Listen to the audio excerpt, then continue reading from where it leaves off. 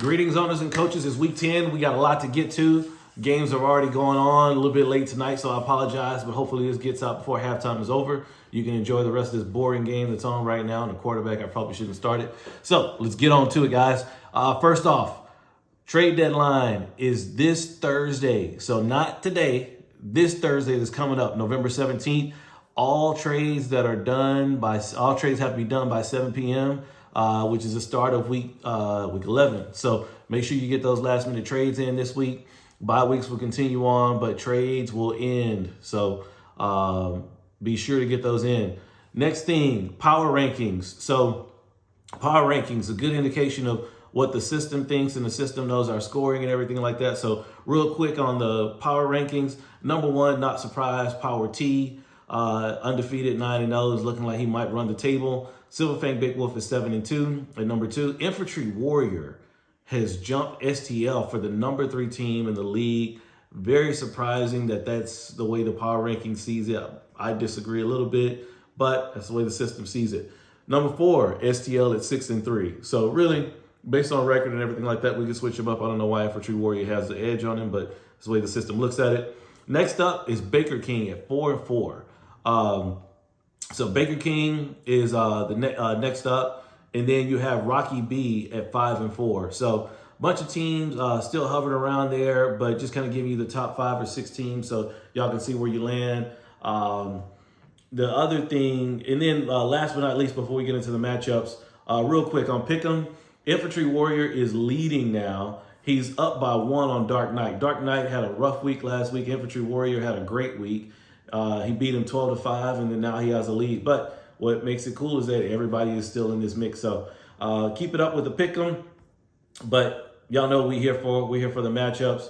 I didn't do a game of the week this week. The game of the week this week, there were a bunch of different choices. A couple of teams that are 5-4 playing against each other. A couple of teams that are 5-4 and 6-3. There are only 3 games this week, I think, where it's a winning team versus a losing team. So even those games aren't, just because of how buys are set up, even those games aren't, so easily to determine based on record. So with that said, let's get on to the matchup stuff. So like I said, no game of the week, so we'll just go down the road with it. We start off with the 4-5 King of the Gridiron versus the Infantry Warrior, who is 5-4. You already saw it. Infantry Warrior is sitting there, one of the top 3 teams of the league, or definitely one of the top 5 teams of the league. Let's just say that for sure.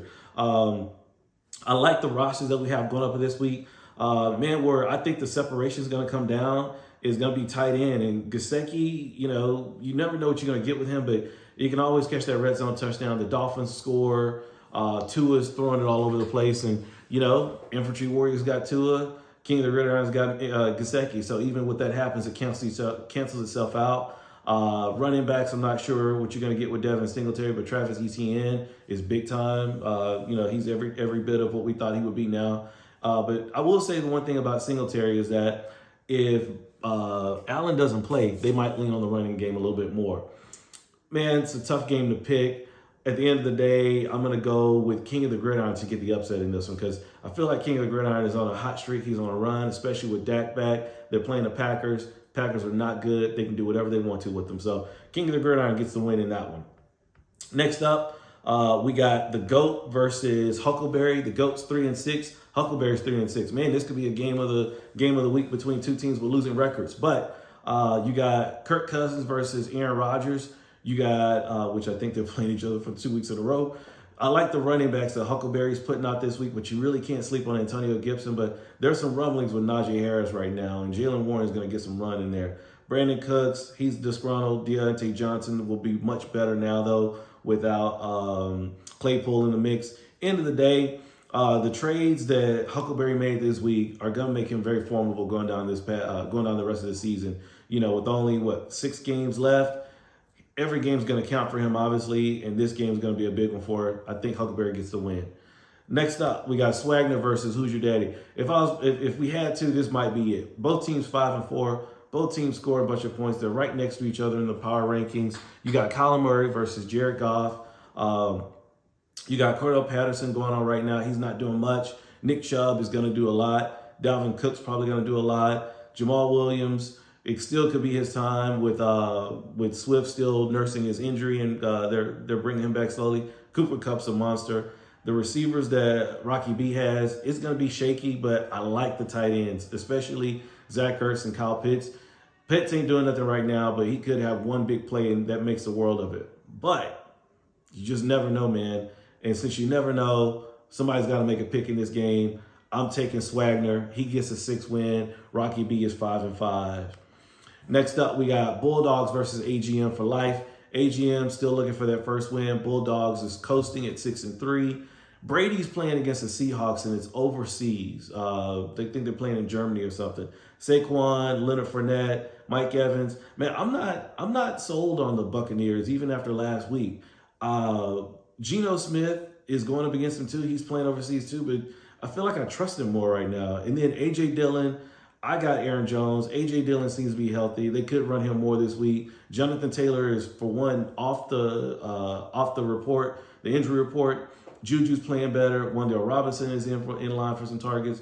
Man, I'm about to do it because Foster Moreau is better than Dawson Knox right now, especially with what's his name going to IR Waller. Here we go. If he's going to get his first win, it's got to be this week. AGM for life upsets Bulldogs. Next up, Fire Dogs 5-4 versus the 6-3 STL 4-time champ. Fire Dogs, he does it to himself. Last week, he was cute, didn't put in his lineup at the right time, and ended up having some points on the bench. Luckily, it didn't hurt him. He still ended up getting out of the stadium with the win. STL, though, is one not to mess with doing that kind of stuff, but he's doing it again. Hopefully, he remembers. Luckily, none of his guys are on Thursday night, so as long as he does before Sunday, 12 o'clock, he'll be all right. Either way, I don't know if he can put up a roster that's going to be potent enough to get with STL, Jimmy G, Christian McCaffrey, Kenneth Walker. Man, that dude is Chris Carson. If y'all remember Chris Carson with the Seahawks, he would always hit those big points. The difference between them two, though, is that Walker can hit those big long runs, and he's scoring 40 almost every week. So I'm taking STL to get that win number 7 and keep on trucking to the playoffs. Greatest show on paper versus the Baker King. Greatest show on paper is coming up. 4-5 versus the Baker King, 5-4. Allen versus Jalen Hurts. We'll see what happens with Josh Allen. Chuba Hubbard ain't doing much right now. Kareem Hunt could be in line because it could be his week with them playing against the Dolphins, more high-powered offense. Tony Pollard, he's always able to break one long run at least every week. Mecole Hardman's having a good season. Devontae Smith is up and down, but Tyreek Hill's number 1 receiver, probably number 1 fantasy player right now, I would say. Man, this is going to be a tough game. Right now, I'd say it's a pick 'em between them, but if I have to make a pick and say Josh Allen plays, let's just say Josh Allen is playing, I'm going to go with the greatest show on paper to win this one. And then next up, we got Dark Knight versus Power T. Dark Knight is 3-6. Power T, of course, is undefeated. Patrick Mahomes versus Justin Herbert. Jaylen Warren, again, he could be in line to pick up from Najee. And then we got Austin Eckler and Miles Sanders on the other side. Man, he just keeps winning. TJ Hawkinson came in last week, and he didn't miss a beat, man. He looks even better playing for the Vikings. On the other side, he's got Will Dissly, Tyler Boyd's on bye. It's hard to pick against Power T. So I like what Dark Knight's doing. He had a high scoring week last week, but he's just not going to be. He's not going to beat Power T right now. I can't pick against him. So Power T gets the win. And then finally, we got Laugh Now, 2-7 versus Big Wolf 7-2. They got guys going right now. Guys not doing a whole lot right now because again, that game is just putrid. But nonetheless, there'll still be some points out of it. Sunday is when the real guys should show up, and we'll see how it ends up. But, good luck to both of them, especially Big Wolf. Practice hard this week, coming off of a loss. He got his tight ends back this week, so, glad to have them back. But we'll see them full roster next week when Lamar's back on bye. So we'll see what happens from this week. But good luck, Wolf. We'll see, man. Outside of that, that's all I got. It's a fast video. Great video, of course, on the got the number 1 YouTube fantasy channel in the world. So keep watching it. Thank you for my ratings. My ratings are at an all-time high. On my way to being Commissioner of the Year for the 17th time in a row. So this is so humbling, and I appreciate you guys. So have a good week, man. Enjoy these games. Later.